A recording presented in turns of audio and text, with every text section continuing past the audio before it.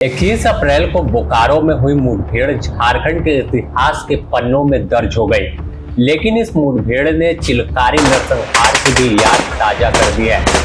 1 करोड़ के इनामी नक्सली विवेक का साथी जो अरविंद यादव था, भाकपा माओवादी स्टेट एरिया मेंबर और नक्सली प्रवक्ता था, यह उस पूरे चिलकारी कांड का मास्टरमाइंड बताया जाता था।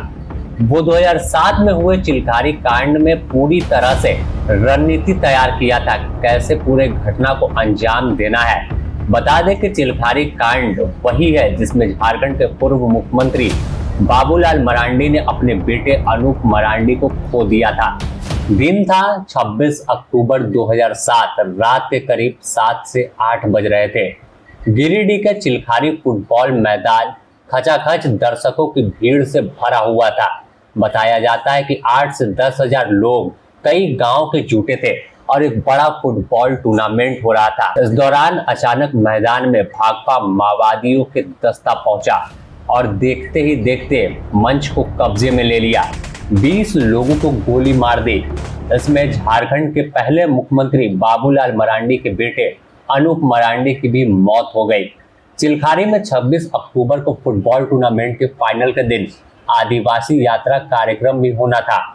कार्यक्रम के मुख्य अतिथि बाबूलाल मरांडी के छोटे भाई नूनू लाल मरांडी थे। यात्रा के दौरान सोरेन ओपेरा कलाकारों का कार्यक्रम चल रहा था। इस बीच जब माओवादियों का दस्ता कार्यक्रम स्थल पहुंचा, किसी ने कुछ समझा ही नहीं कि हो क्या रहा है। बीच हंगामे के अचानक गोलियों की तड़तड़ाहट गूंजने लगी और इस हमले में अनूप मरांडी, सुरेश हासदा, अजय सिन्हा और आयोजक मनोज किस्को, मुन्ना हेम्ब्रम, चरकू हेम्ब्रम, केदार मरांडी, उस्मान अंसारी, सुशील मरांडी समेत कई लोग जो आगे की पंक्ति में बैठे थे वो मारे गए। किसी तरह से यहाँ से जान बचाकर बाबूलाल मरांडी के छोटे भाई नूनू मरांडी पैदल ही भागने लगे। भीड़ इतनी थी जिसमें उनकी जान बच गई। अचानक वह अपने कपड़ा जिस तरह का पहने हुए थे वो उतार कर पैदल ही भागने लगे। झारखंड में यह ऐसी घटना थी जो आज भी जिसे सुनकर लोगों के रोंगटे खड़े हो जाते हैं। और आज भी चिलकारी फुटबॉल मैदान खून से कैसे लाल हुआ था, वहां के लोगों की याद ताजा होती रहती है।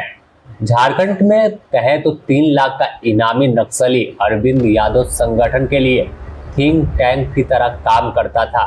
पुलिस की रिपोर्ट में अरविंद के शातिर दिमाग, बोलने में माहिर और पढ़े लिखे होने के कारण इतने दिनों तक पुलिस के गिरफ्त में नहीं आ सका। अरविंद यादव नक्सली संगठन के लिए काफी महत्वपूर्ण था। संगठन में नए लोगों को जोड़ने में माहिर था।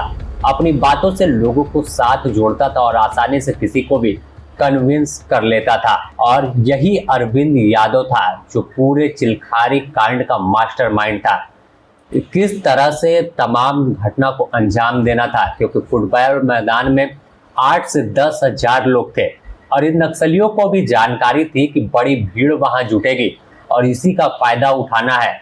अचानक भीड़ में से ही हथियार निकलता है और फिर जब लोग कुछ समझते, तमाम लोग स्टेज पर पहुंचते हैं और गोलियों से भूनना शुरू कर देते हैं। मुख्य रूप से अगर देखें तो अरविंद यादव उस जगह पर तो मौजूद नहीं था, लेकिन जिस तरह से जानकारी निकलकर सामने आई थी, कई लोगों की गिरफ्तारी हुई थी, तो पूरा जो पटकथा था वो अरविंद यादव ने ही रचा था।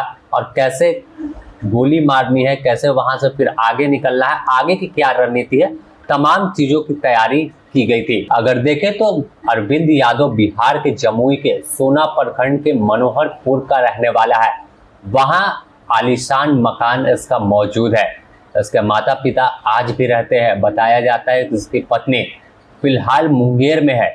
यह भी बताया गया कि इसके बच्चे बेहतर शिक्षा प्राप्त कर रहे हैं। इससे पहले ईडी की भी दबिश इसके घर पर पड़ चुकी है।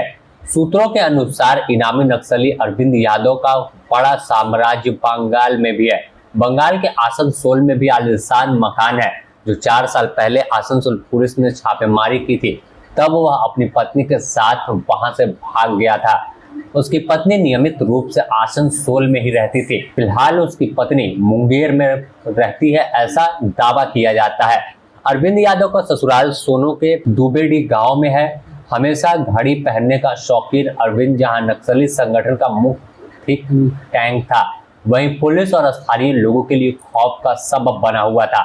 लेकिन जब बोकारो कांड हुआ, बोकारो के लुबु पहाड़ी में डाका बेड़ा ऑपरेशन की शुरुआत की गई और अहले सुबह ही गोलियों की तड़तड़ाहट से जंगल गूंजने लगा। हर कोई सोच रहा था कि आखिर ये क्या हो रहा है। जब थोड़ा सवेरा हुआ, सूरज उगना शुरू हुआ, तो जानकारी निकलकर सामने आई कि 1 करोड़ का इनामी प्रयाग मांझी, जो सेंट्रल कमेटी सदस्य था, इसका साथी और सबसे करीबी Arvind Yadav, special area commander, यह मारा गया और इसके 6 अन्य साथी भी मारे गए, जिनके पास से कई हथियार और असलहा और कई चीजें बरामद किए गए। तो साफ तौर पर झारखंड पुलिस ने उस नरसंहार का बदला लिया और झारखंड से एक आतंक का खात्मा कर दिया है। क्योंकि अरविंद यादव जिस इलाके में जाता था, जहां पर यह इसका दस्ता रहता था, वहां के लोग थर्राते थे कि आखिर कोई बड़ी वारदात को अंजाम देने की फिराक में माओवादी है। क्योंकि अरविंद यादव एक ऐसा नाम अपराध की दुनिया में था कि ना इसे पुलिस पकड़ पा रही थी और ना ही यह कभी किसी के सामने आया। जंगल को अपना ठिकाना बनाकर आराम से घूमता था और फिर वारदात की पटकथा लिखता था।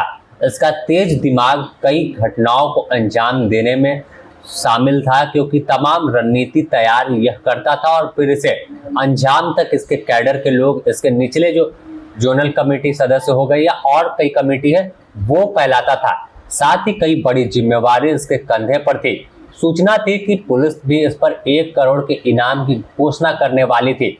फिलहाल तो इस पर कम इनाम था, लेकिन जिस तरह से इसका आतंक था और जिस तरह से यह भागा फिर रहा था, तो इससे इसके आतंक को देखते हुए पुलिस भी आने वाले दिनों में बढ़ाने वाली थी इनाम की रकम। लेकिन उससे पहले सीआरपीएफ, झारखंड जगुआर और झारखंड पुलिस ने इसका काम तमाम कर दिया। बने रहे द न्यूज पोस्ट के साथ, ऐसे ही अपडेट से आपको रूबरू कराएंगे।